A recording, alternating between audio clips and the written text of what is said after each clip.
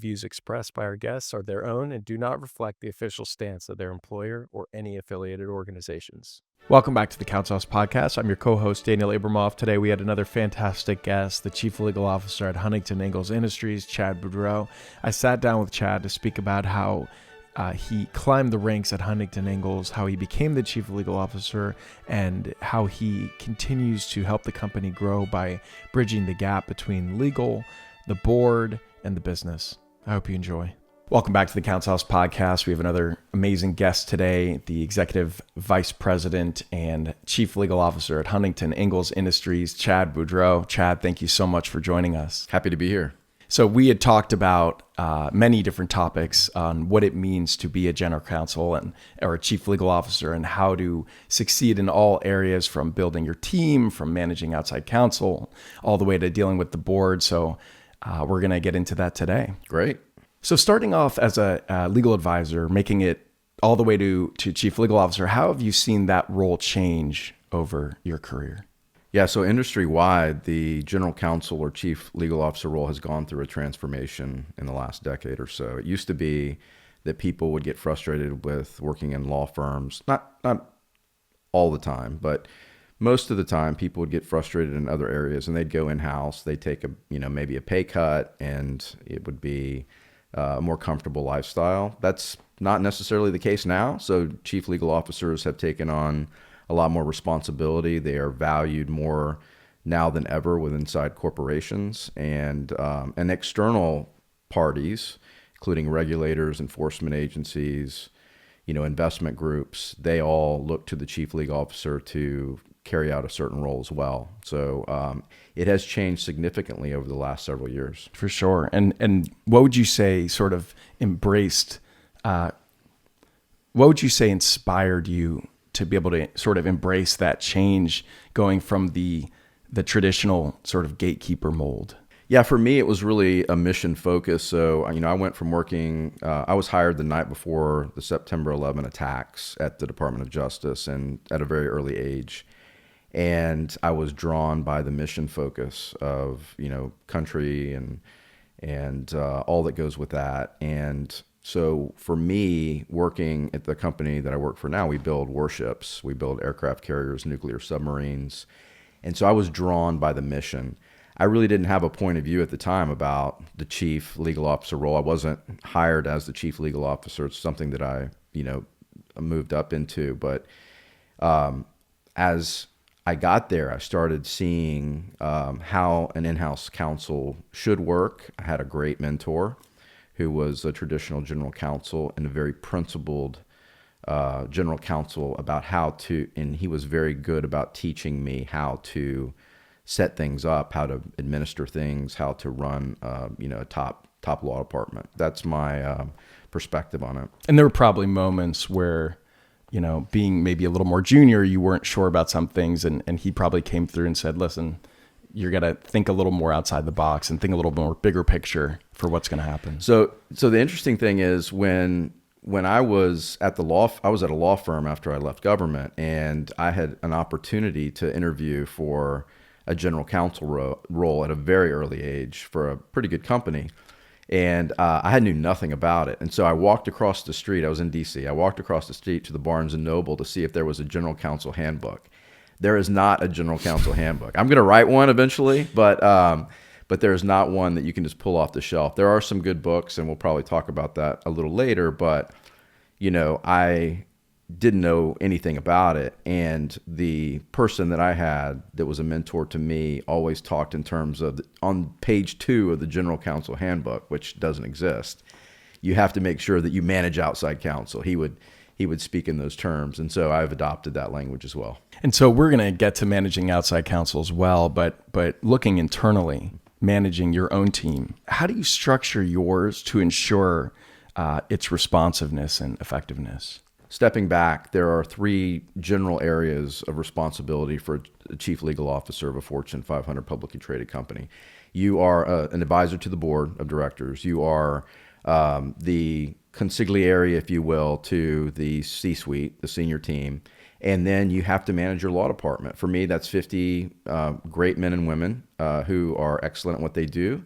And we have a very principled way as to how we think about administering the law department. It is, everybody brings their own skill set to the team. We make sure that we hire the best talent for our company, and we put them in positions where they have license to do great things in a laboratory. Again, we're in shipbuilding, and federal services for 3-letter agencies. We put them in positions to do amazing things, and therefore we have a low attrition rate and high engagement. And that's, each chief legal officer will have his or her own way of managing the law department. You've referenced the former general counsel, Ben Heinemann's book, Inside Counsel Revolution. How has that philosophy shaped your approach as chief legal officer? So one of the things that I really like is thinking about the role in terms of mastering your craft. And I referenced earlier in our discussion my attempt to go to Barnes & Noble and find the General Counsel Handbook, and it doesn't exist. But the closest thing to it is the book that you mentioned, Ben Heinemann's Inside Counsel Revolution. I read that, and he talks. It's a great book. It's got several different items in it that are worth reading. But the main thing in earlier chapters, he's talking about the lawyer being a statesman or a business partner, trusted advisor, those things. And that resonated with me. I like having a strategy on how I'm going to run the department. And that gave me some scaffolding, if you will, maybe even more than scaffolding, maybe a little brick and mortar on how to set it up and how to operate it. And once you do that, then you can align your strategy with the law department, with the business strategy of the company, and then demonstrate to the client why you are those things, the statesman, the business partner, and why they need to accept you in that role. And it works famously if you get it right. And so that almost gave you the ability to sort of redefine what a chief legal officer, that amongst obviously your career, but what in this specific situation, what it would mean to be the CLO.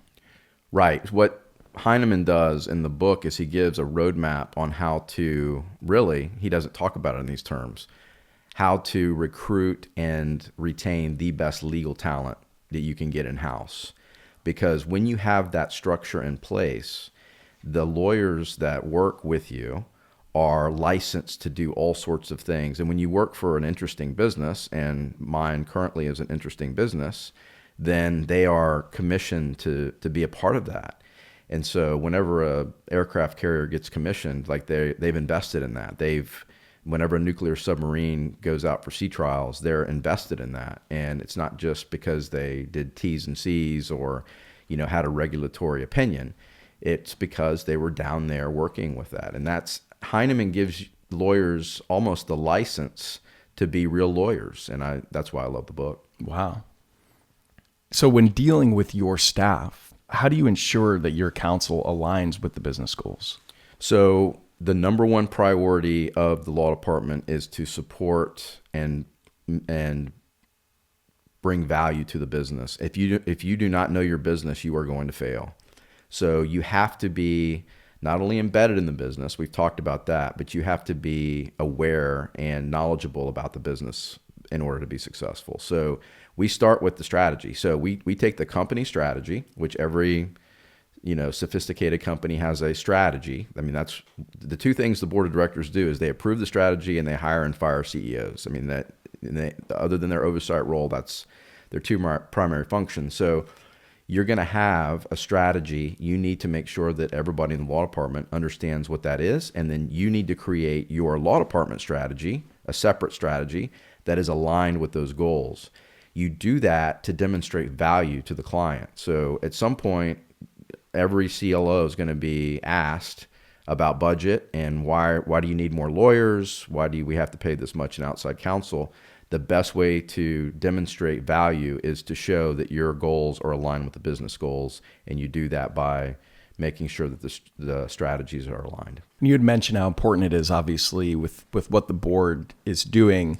So when working with your board, how do you approach your role with them in terms of building trust and influence? Yeah, I just think by being yourself. And you can't fake it with the board. They're going to know if you know your stuff or not. And so hopefully you know your stuff and you can establish good relationships with the board, whatever board you're working for. My board in particular is a very sophisticated board. We have to know our stuff because the mission is so important.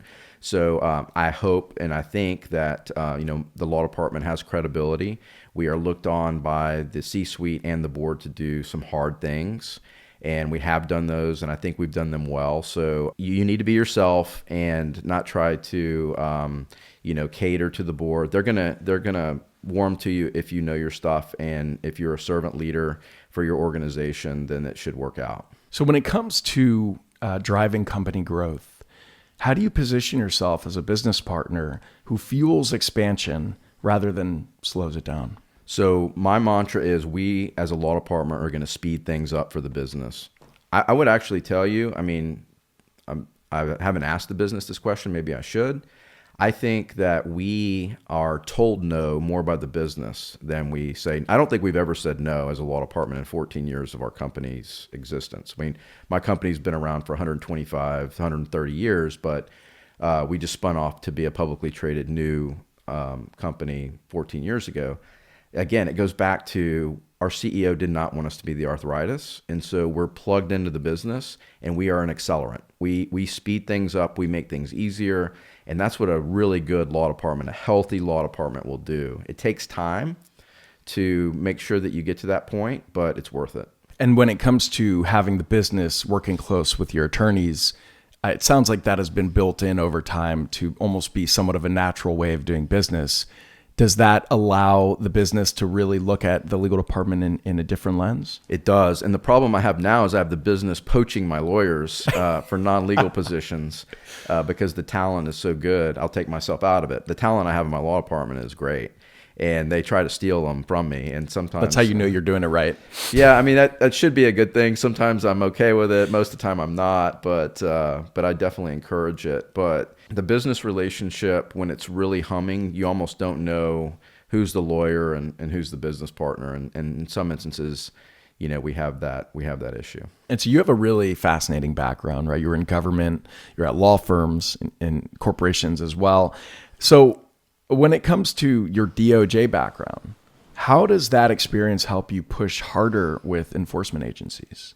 Again, I was hired by DOJ the night before the September 11 attacks. I was 28 years old, and it will always be my dream job. I walked around with, starry eyes, and I got to work on some amazing things. But I don't know.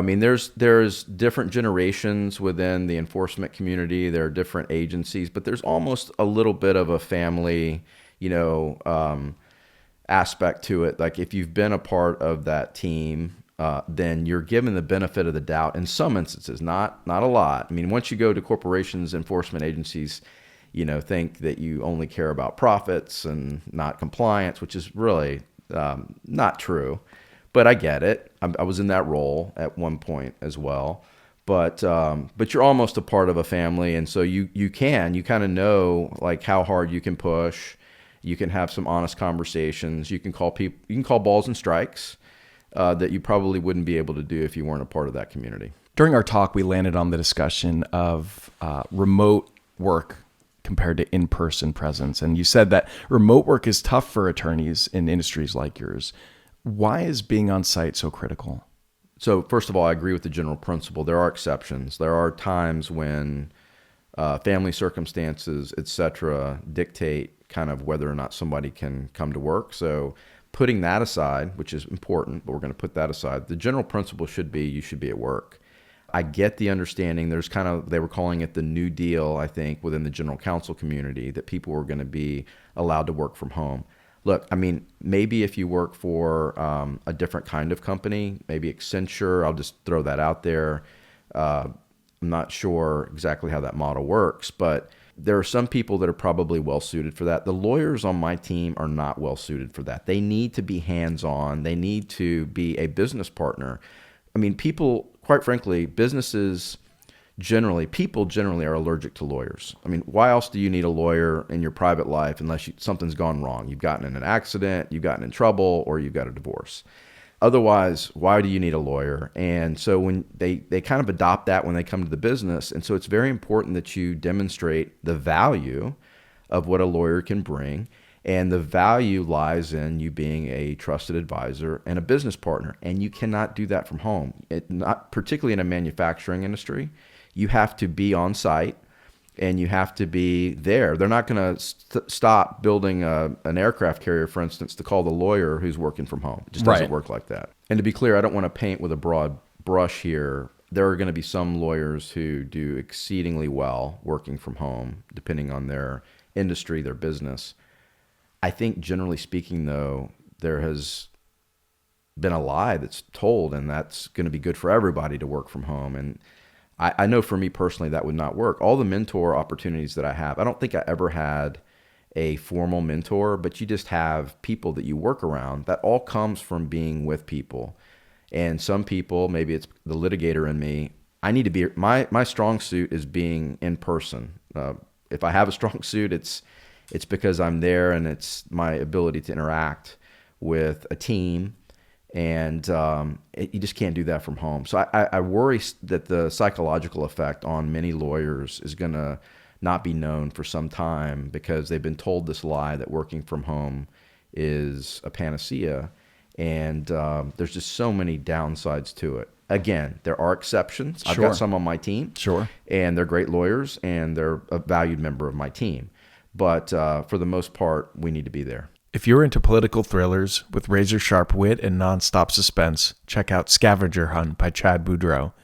When a covert counterterrorism group is dismantled, Justice Department lawyer Blake Hudson is left to take the fall. Framed and hunted, he's racing against time to uncover the truth before he's silenced for good. Packed with intrigue and high-stakes twists, Scavenger Hunt is a deadly game of survival where justice isn't blind, it's lethal. Available now at Barnes & Noble and Amazon.